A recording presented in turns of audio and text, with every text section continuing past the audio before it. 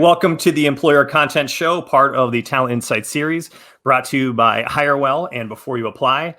I'm your host, James Hornick. Joining me is my co-host from Before You Apply, and I'm behind today's work, so I didn't think of a special title to give you this week. Okay. Nate Guggia. Hey. Good to see you, buddy. All right, today's segment, Employer Microbranding, Why Personalization Matters.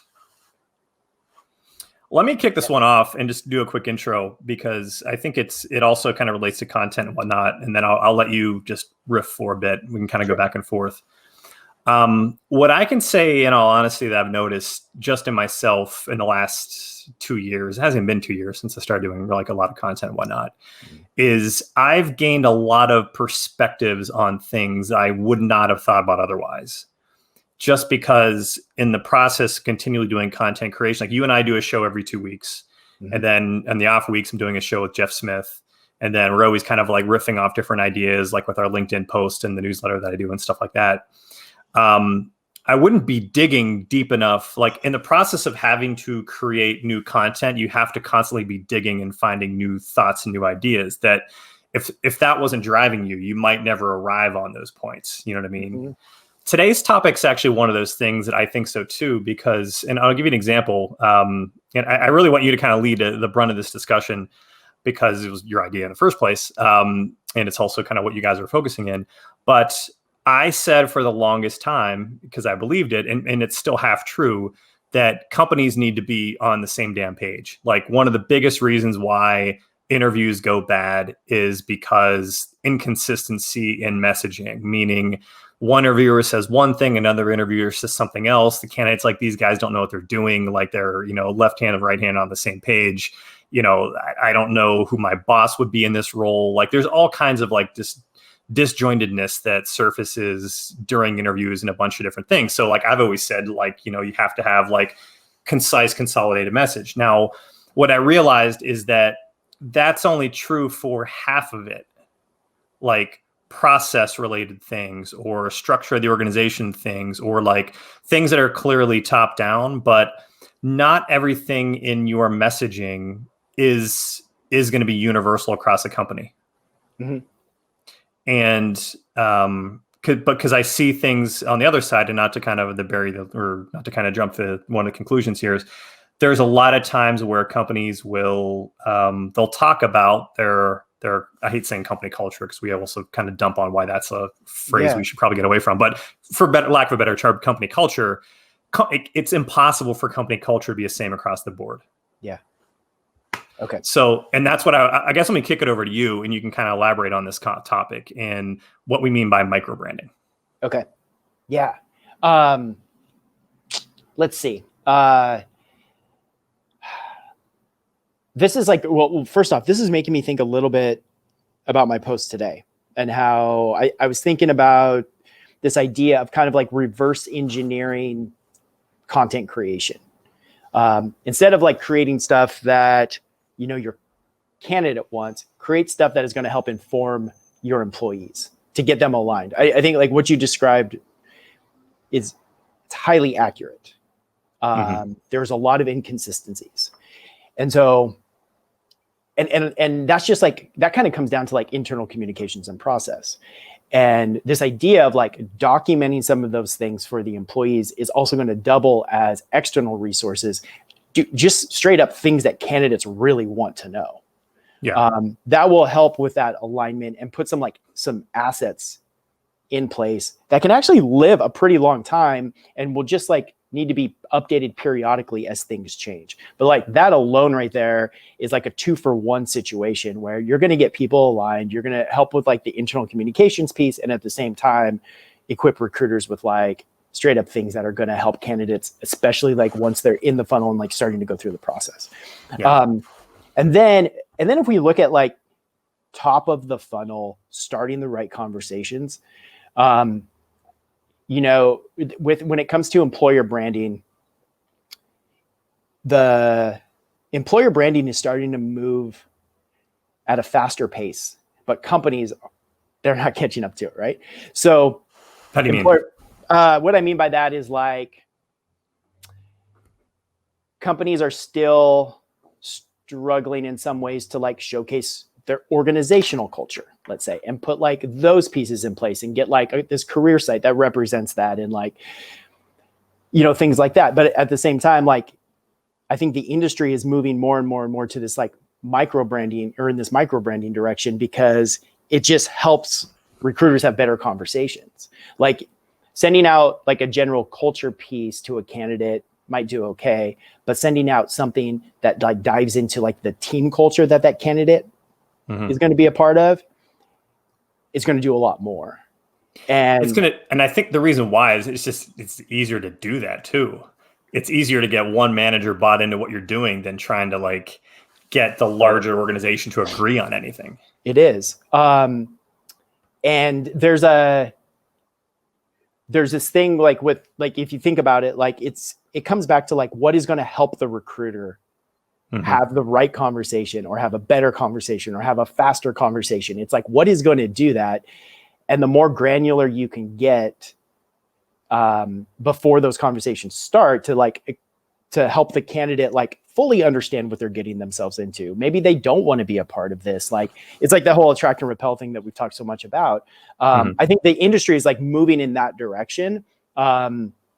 Companies need to catch up to that like more quickly, because like in the conversations that I have a lot of the times with talent leaders who are like, especially the ones that are like more at the front lines, they're just like, not doing stuff like that is creating more work for our team. And like, how do we lessen that load and get people to the right conversations as fast as possible? And I think that's the direction the industry is going. Yeah. I think, what was I going to say? It's,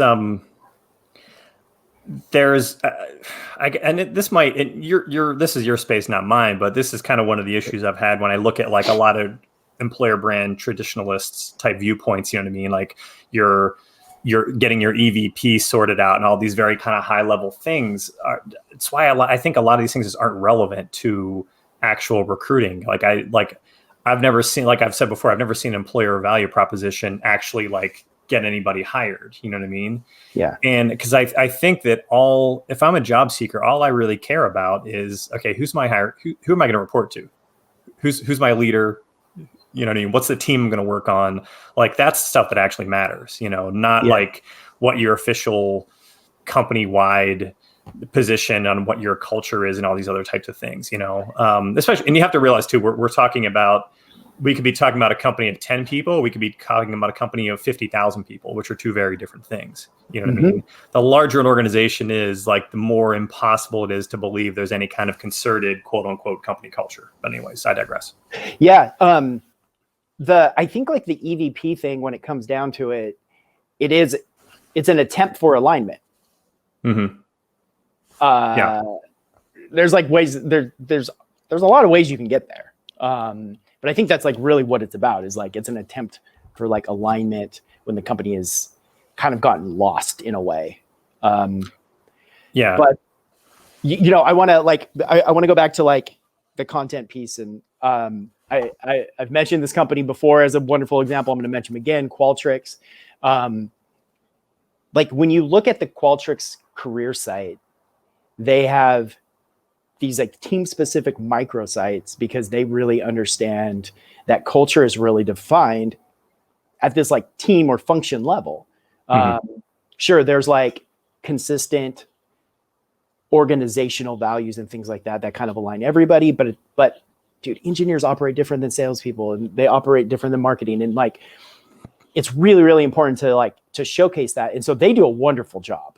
And I think like even to start with, just putting, like, you guys do a good job of this, of making the content creation part easy.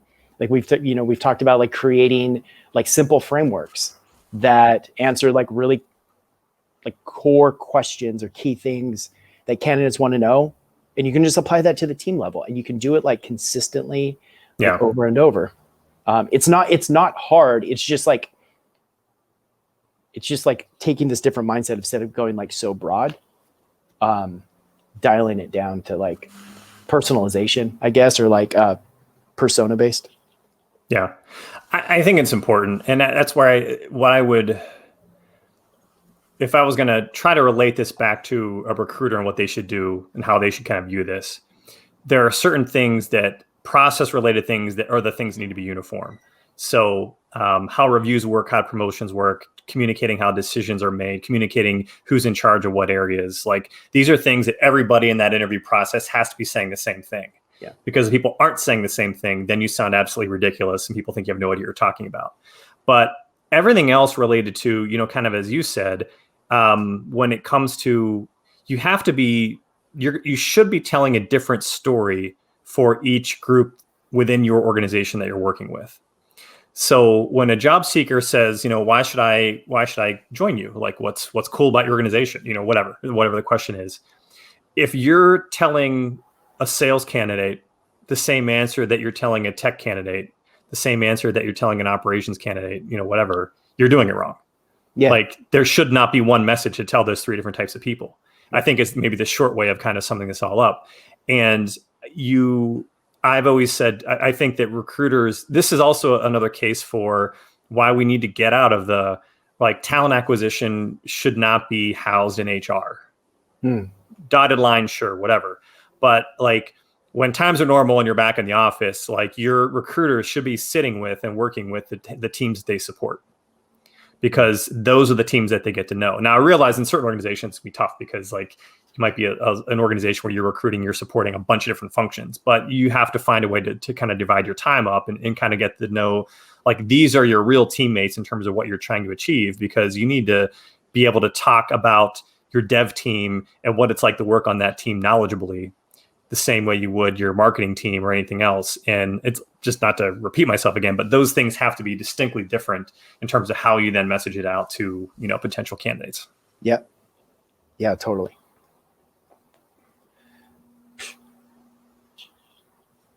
Boom. That was it. Boom. That was it. Yeah. I don't know. I don't know if I could jump in with anything smart. Yeah, I'm going to leave it. Never mind. Go. All right. Did you want to talk about, so kind of related to this, and it's a different area. We talked about this in prep, because we also want to get into personalization a little bit and nurture campaigns and email and whatnot. Like I've talked in the past, I think maybe it was last show or 2 shows ago, I can't remember, like my challenges with tech and process and data and those types of things. Mm-hmm. But at the same time too, I think that there's definitely an opportunity for recruitment to be more intelligent in the way they communicate with people on a more personalized level. And I think that this kind of ties into the same thing in terms of microbranding. You know what I mean? Knowing, segmenting your list of people you've been in touch with and your community. Like if you've got a pool of, because I know you're going to hate this one, your talent community, which is calling your email list a talent community, give me a break. How you would go about, how you could leverage that if you think that's effective, if you know anybody who's like done a good job of that and seeing good returns from it, I guess I'm curious about. Let's see. One of your clients, Ferrara. Okay. When I talked to them recently, they do a really good job of this. I was really impressed. I just like the way they think about it. They're like, they put a heavy emphasis on like when somebody taking care of somebody who doesn't get hired. Like, I don't know if there's like a better way for me to say it. Gets rejected. Gets rejected. Yeah. They just do a really good job. Like it's like, it is a core piece of their process. And it's like, they're very intentional about it. And I was like, when I heard that, I was like, whoa, this is great. And go ahead. I need to hit up my contact there because I need to know more about. It's very rare I hear anybody say that a company does a great job of letting people turn down and leaving in a positive. So this is interesting. Keep going. Sorry. Yeah. This is like one of those things where like the idea of a talent community, let's just say it, like it's a really agreeable thing. Mhm. It sounds like it makes a lot of sense. And maybe in some cases it does. But like building a community is very, very challenging. It's hard to do. It's hard to get a group of people who like care enough to pay attention on like a regular basis, or at least care enough like when you get an email in your inbox or a ping in your Slack channel. Yeah. That's really hard. And like, I think the idea of talent community is like, really, I'm going to send you an email when we're hiring. Yeah. That's like all it means. And it's like, that's not going to do it. It's going to get a lot of unsubscribes.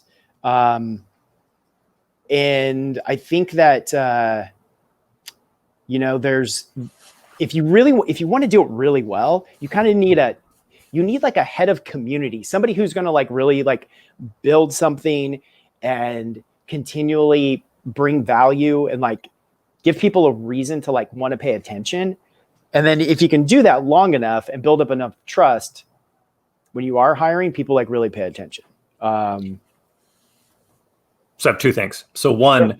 I think in order to have a true talent community where people, job seekers are just waiting on bated breath to see like if you're hiring, like you have to be Google, Amazon, Facebook.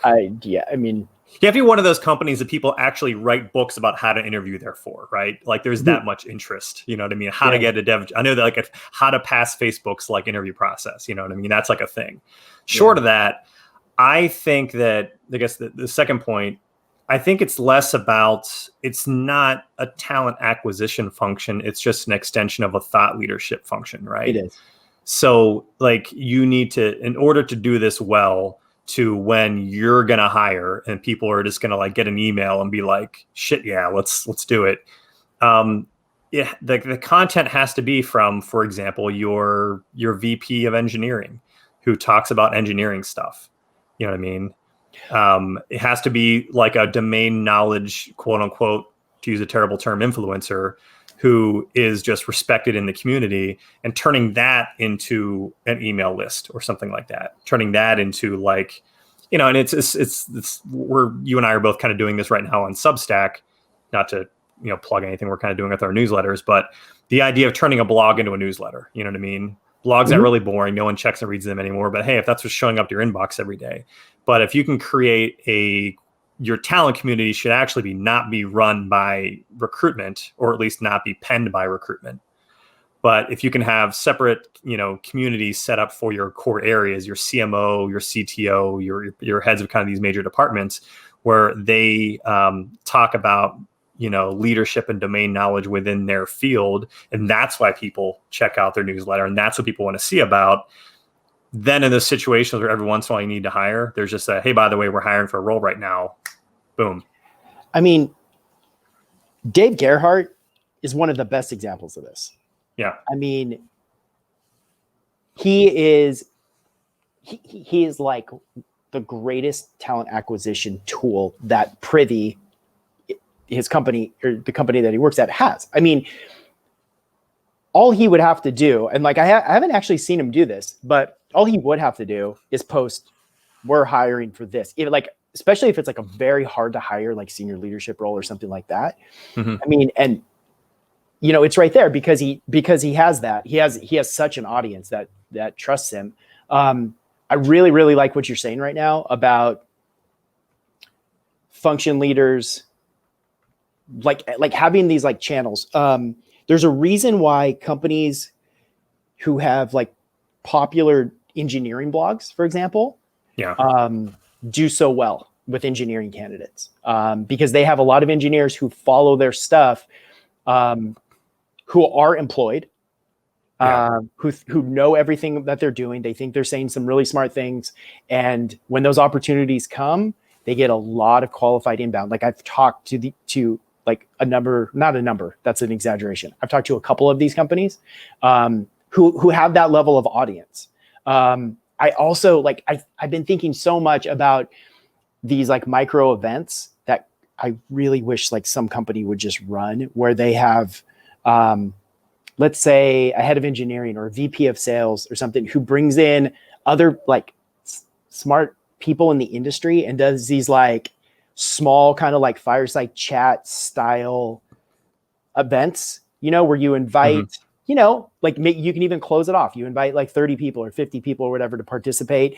And it's just like that leader and somebody else in the industry just like talking shop about an aspect of that industry or an aspect of sales or an aspect of engineering or whatever. And like, people are just hearing from smart people. They can do a Q&A, do nothing. It's not about like, hey, I'm trying to hire you. It's just like straight up value add. And if you can do that on a consistent basis, like you'll have so much trust with that audience that like the rest of it kind of takes care of itself. Do you think this is going to be the killer app for how regular people can actually use Clubhouse for a purpose? Maybe. I mean, not to go down another rabbit hole, but it's like I'm still, as you know, I'm notoriously notoriously cold on Clubhouse in general. Yeah. Although I believe that like super high profile people are going to make a killing off it, like Elon Musk did one the other day, right? And everyone like lined up for that. But what you're saying is, because I love the idea of micro events. This is what everyone, a year ago this time, everyone thought like small events were going to be what made your marketing year, right? That was like the trendy thing before the pandemic, January 2020. Everyone was like, you know, our goal is to like do some like smaller events, a little more intimate. We get to know people, that type of thing. But that all went south. Yeah. Everyone changed their plans. And I guess some people are kind of doing it. Like I haven't seen a ton of people have success with it or a ton of people do it in an online format, at least not at, I mean, some people are, but like not the level where like everyone was doing these events constantly. That was kind of their main focus. But maybe Clubhouse is the app that enables that. I don't know. Yeah, maybe. And I think it's different. It's different than a podcast.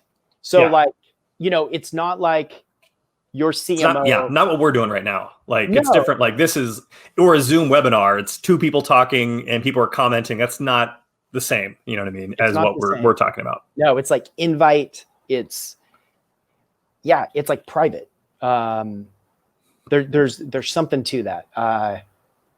Anyway, but that all comes back to like, I mean, really, and I know this is hard at a lot of companies, and I think maybe some leaders are just like more inclined to do it naturally. But man, it's like there's no shying away from the fact that if somebody in leadership can build a following, it does wonders for recruiting. Yeah. And tying it back to the original topic, like that is what we ultimately mean by micro branding. You know, it's that leader, that tech leader, that marketing leader, that whoever, you know, that's what your quote unquote culture is for those people who are in that group, as opposed to a concerted company culture. Because I still maintain that I think that job seekers know that a broader culture is BS. Like you just kind of know that if you're hearing the same thing that like the people in the tech group and the people in the sales group and whatever, like everything's kind of the same. Like you just know that's not real, doesn't match any experience you ever had working before. So why would you advertise yourself that way? Yeah. I don't know. Yeah. Yep. Definitely. Just a thought. I wanted to throw this out there because it was something that I planned on. We kind of went in a different direction, which is totally cool. But back to email for 1 second. Okay. Here's why I get nervous about any kind of recruitment-led email campaign, like a job seeker. So we talked about nurture campaigns from a perspective of, you know, a newsletter version of a tech blog being kind of replacing that. And the job seeking or hiring angle is like a added benefit when those things come up. The reason why I get nervous about the idea of just emailing people your jobs and like you have a job email list, aside from the fact that I think a lot of people won't open those after a while, they'll just get tuned out. I definitely think that a lot of interviews that went south, that didn't go well, people got rejected straight up, or a lot of that negative feedback never gets captured. You know, recruiters are notoriously bad at updating notes in their ATS and keeping track of things. And anyone who's ever run every single person in the world who's ever run a mass email campaign once has had something blow up in their face at some point in time. Like you see how bad things can get when you just have the wrong person on that list. And I think that that's why I think with anything that's kind of focused on email-based campaigns, I wouldn't advise it, just because you have to make sure people executing it are extremely good at making sure everything's kind of up to date and whatnot. But that being said, our original topic, if it's a thought leadership, oh, cool. I think it's great. I think people should do it. Yeah, me too. I think that's the thing that everyone should be doing right now, is trying to get their leaders of their organization bought into the idea that, I get when leaders, not everybody wants to be on social media. Not everybody wants to write a Twitter. One or wants to be on Twitter. Not everybody wants to be on LinkedIn, whatever. Totally cool. It is a lot of bad things to say about social, but if it's a closed email list, like, I don't see what the harm is. People are subscribing to it. They're signing up to it. It's not as public. It's a little more private. Yeah. Yeah. Hell, you could even do it yourself. Instead of like trying to recruit a senior leader to do it, you could do it yourself. Like a person could do it themselves. Yeah. Substack. I know, it's right there. I mean, yeah. Talent rants and sarcasm on Substack. That's mine. Anyway. Dude, you plug. You're such a plugger. What was funny is I looked over the statistics, and some people found it via search, meaning they actually searched talent rants and sarcasm to find it. No kidding. Yeah. Oh, man. So I found that amusing. That made my day. Like one person, but still it made my day. Anyway. Yeah. I think that's all I got. You got anything else? Mm-mm. All right. No, this was a good one. Yeah. I enjoyed it. All right, everybody. That's a wrap for the Employer Content Show. If you want to hear more of what Nate and I have to say, you can subscribe to the Hire Well channel on YouTube, where we have a playlist of all of our episodes, and the Talent Insights podcast, which is available on Apple Podcast, Google Podcast, Amazon, and Spotify. I forgot how to talk there for a second. That's all right. Nate, thanks. All right, Good seeing you as always. Yeah. Everybody out there, we'll see you soon. Bye-bye.